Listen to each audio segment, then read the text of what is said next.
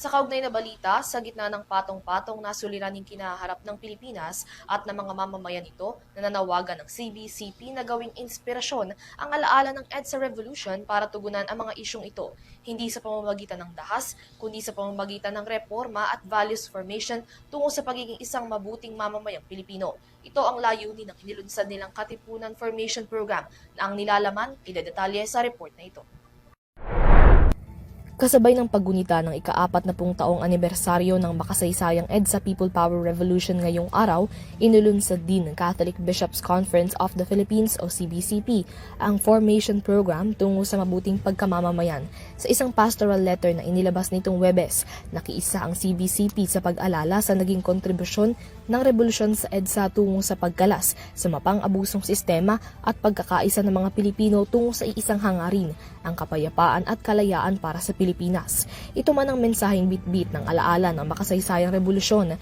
Ayon sa CBCP, hindi pa rin ganap na nakakamit ng Pilipinas at ng mga mamamayan nito ang pangarap para sa bansa na ipinaglaban ng EDSA People Power 40 taon na ang nakalilipas.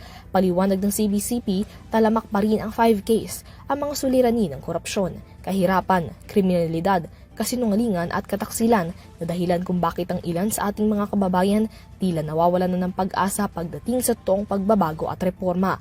Bilang tugon sa mga ganitong hamon, inilunsad ng CPCP ang Katipunan Formation Program for Good Citizenship at hinimok ang lahat ng diocese na kaagarang ilunsad ang programa. Ayon sa CBCP, hindi ito isang politikal na pagkilos o campaign program.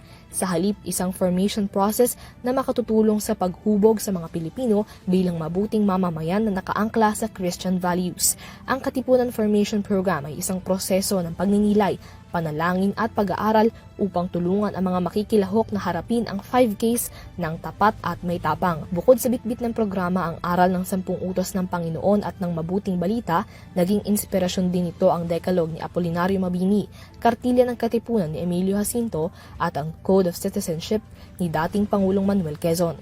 Sa ilalim ng programa ay ang 5 concrete commitments na isinasalin ang paniniwala sa gawa sa pamamagitan ng panalangin, pagtutol, panagutin, pagtabas at pag-asa.